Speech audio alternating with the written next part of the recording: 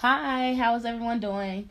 My name is Kayla Ware, and I know I wasn't able to actually be there physically, but I thought it would still be good for you all to hear my voice. So I'll just give a brief introduction. I'll then talk about my community engagement plan, followed up with my plan for the apprentices, and then followed by that, my concepts for the artwork. So I'll just give you a little bit about myself. I am born and raised in Cincinnati, Ohio. I graduated from SCPA with School for Creative and Performing Arts, for some of those who may not know. I then went to Wright State, where I got my degree in motion pictures filmmaking with a concentration in studio art. Since then, I've worked on a variety of film sets. I've done a lot of freelance work, and I was actually honored in getting a People's Liberty Grant where I created my project 1 Degree of Separation, which is a mixed media mobile interactive installation that asks and answers the question, what do you love about Cincinnati? And it was wonderful, and it's just some examples of my creative placemaking that I've done prior. So yeah, that's kind of what I've been doing.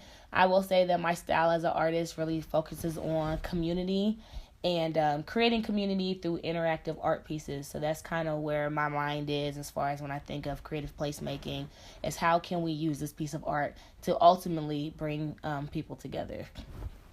So with that being said, I'm going to go ahead and get into my community engagement plan. So, community engagement refers to the process by which community benefits organizations and individuals build ongoing, permanent relationships for the purpose of applying a collective vision for the benefit of a community. So when I think about artworks and I think about the Wanted Hills Redevelopment Foundation, I think that you all, both of these organizations, fit within that understanding of community engagement. When I look at the artwork's mission statement, it says we transform people and places through investments in community, but people really stuck out to me. And when I look at the Redevelopment Center mission statement, what really stood out to me was they want to enhance the quality of life in its residents, the people who live in Wanted Hills. So when I see that, I figured I need to center my community engagement plan around people and enhancing the community. And that is what my engagement plan is all about. So ideally, I would work with the apprentices and we would identify the different sectors within the Wanted Hills community. Who are the business owners? Who are the artists? Who are the educators? Who is in health? Who are the politicians? Who runs the city? And who are the everyday people that live, work, and play in Wanted Hills? And how do we access them? And how do we engage them in this community project, being that this is something that we want to enhance their lives as as residents of Wanted Hills. So the different ideas that I've come up with are pretty much to have studio hours.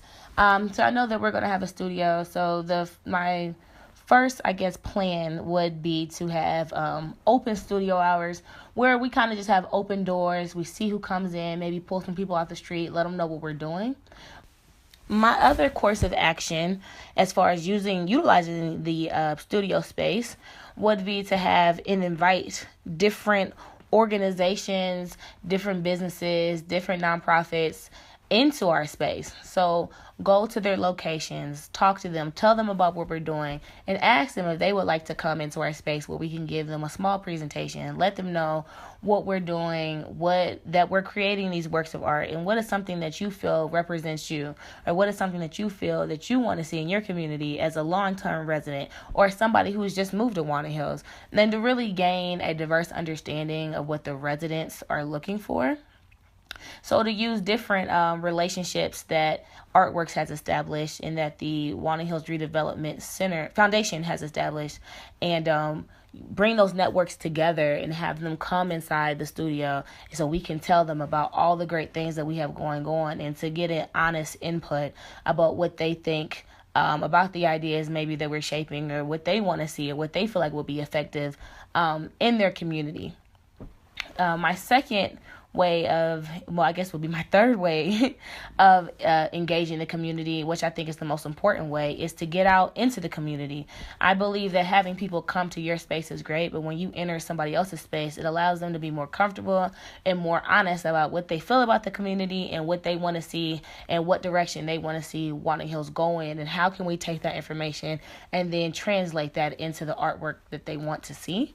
I think that that's going to be the most effective way. So going to like building partnerships with like the CRCs, summer camps, or once again, businesses and nonprofits, and I know the Tower House is over there. There's so many small businesses, big businesses, nonprofits, schools, and then just the everyday people that are on the streets, that we can go up and talk to and engage them to see what's important in your neighborhood and what is it that you would like to see.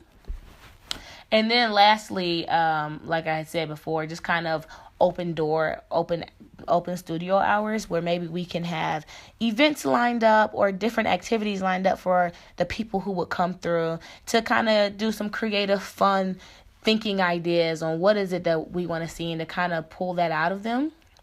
Another way to engage community is to go to the different events that are actually happening in the community, and then, being prepared to go there with stickers and flyers and different marketing materials that the apprentices and I would have been building to get the word out, as well as any kind of press that would be interested in what we're doing, to then once again further the word, to create email lists, email blasts, have a website where people could come and state their concerns and see, like, just building partnerships with people in the area and letting them know what we're doing and that we're looking for feedback and that we're wanting people to let us know what is it that you want to see in your community, in your neighborhood, and just kind of host these roundtable discussions. But yeah, to go out to the different events. I know in my packet that I received that there were a list of events that are going to be happening during the summer, and making it a point to get there, and not only get there, but maybe even see if we can set up a table and have the apprentices speak about what it is that we're doing and what it is that we plan to do. And, like I said, get ideas, get their email, and then pretty much just have honest and open conversation about what do you feel like your neighborhood is, what is your neighborhood story, and how do you want us to assist you in telling that story to make your neighborhood a better place for you and to enrich the quality of life for you in Walnut Hills. And then at the end of the summer, at the end of the program with the apprentices, to throw a big community event somewhere in Walnut Hills and, have a little cookout or something that really brings the people out. I know where I grew up, we used to have a lot of block parties, and there were tons of fun.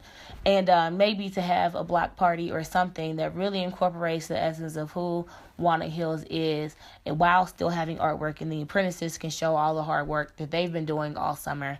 So I think that would be pretty cool. So as far as an apprentice plan, I would want the apprentices to learn the importance of creative placemaking and pretty much the importance of co-creation. That I would like to teach them, have them learn firsthand about the process of co-creating and what that looks like, so that way they take away those skills. And for me, that looks like the apprentices helping design the flyers. Maybe we need to write a press release. Maybe they write that. Building a website, keeping up with the emails. I want to have an email list. To get email lists from the people that we come in contact with, so that way we can send them notifications of when we're having events and stuff like that. So managing that, but also I really want the apprentices, I want them to also host the different meetings that I was telling about. When we invite people to our space, different organizations, different summer camps, or we're out in the field and we're talking to people, to really have the apprentices get up and talk about what it is that we're doing and the creative placemaking that's going on, and to really have them engage with their community, since they are all from Walnut Hills as well. And then also like getting an understanding of what they feel about the community and what they feel like they want to see in Walnut Hills, and how they can help facilitate that with other people who live in their neighborhood. I think that would be awesome. There will also be an element of event planning and understanding what it takes to, what does it take to hold an event. I really love the apprentices to be able to document the work that they're doing in the community and to document the people they meet.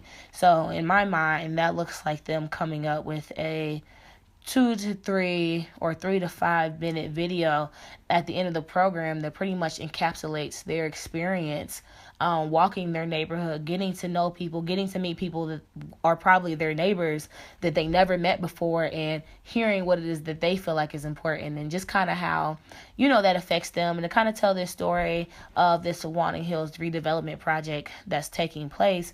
I think that would be awesome, and especially if we had an event at the end where the apprentices could show this video that they've come up with and that they've orchestrated, from their perspective of what co-creating is and creative placemaking is. I would think that would be great. I want them to be able to interpret hearing what somebody says. So the average person isn't going to say, oh, I want a mosaic piece that represents the atomic downfall of humanity, right? So the average person isn't going to be able to get that deep, but the average person is going to communicate an emotion and communicate a feeling. And with that, it is our responsibility as artists to turn that feeling and that emotion into artwork. So as far as a schedule, I would think that a Tuesday to Saturday type of schedule would work out well, just because on Saturday they will get more traffic, especially in the summer around People's Corner, and maybe that could be a day where we have a really fun events going on in the studio that we invite people to. I would like to go over my concepts for my artwork.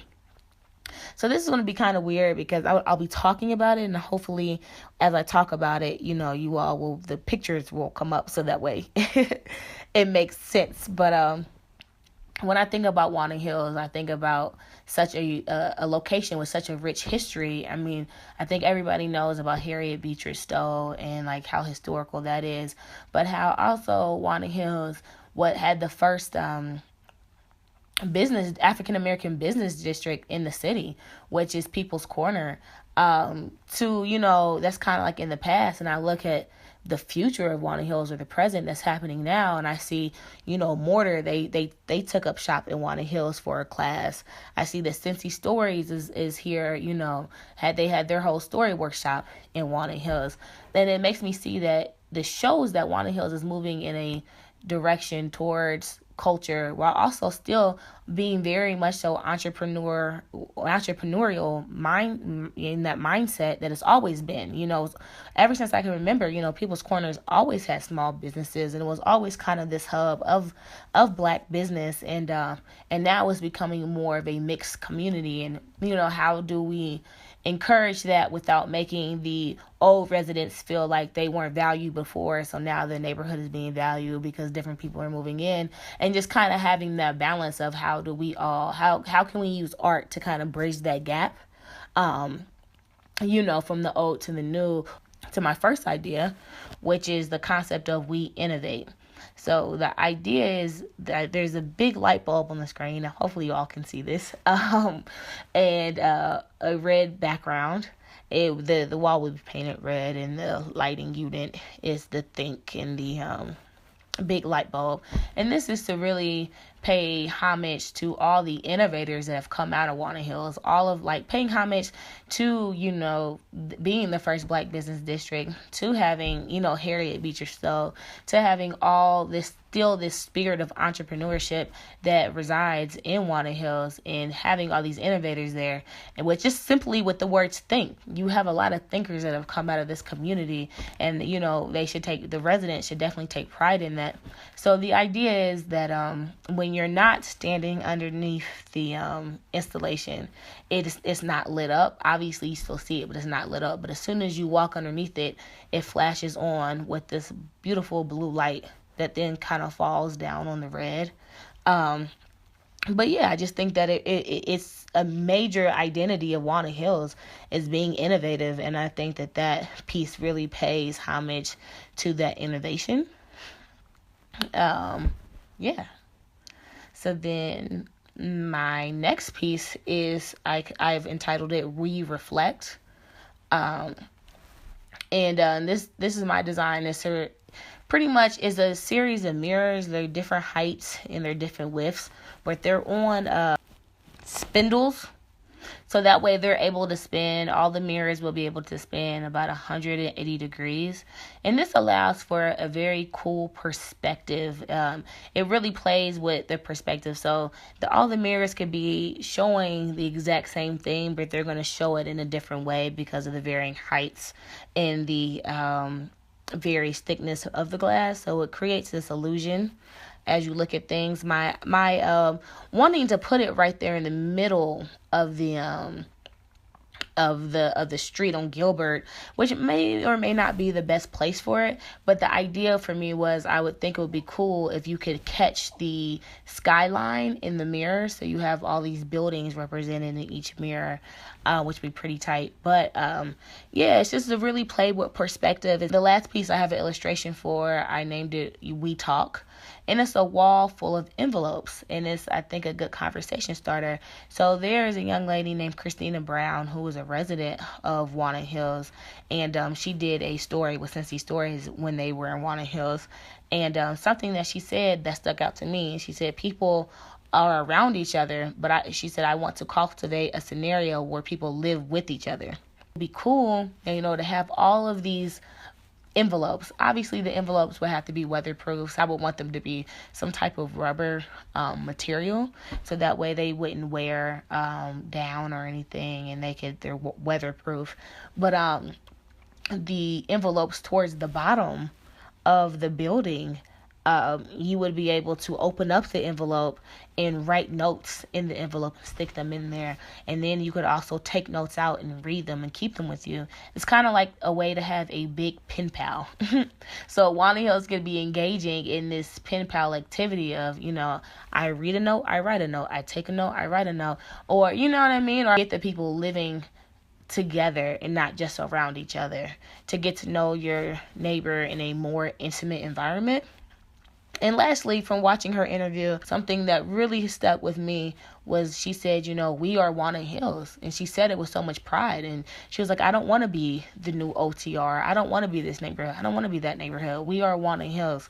And lastly, I think that it will be a really powerful to have signage, something where people can come and interact with and sit on. And, it could really become a part of this landscape.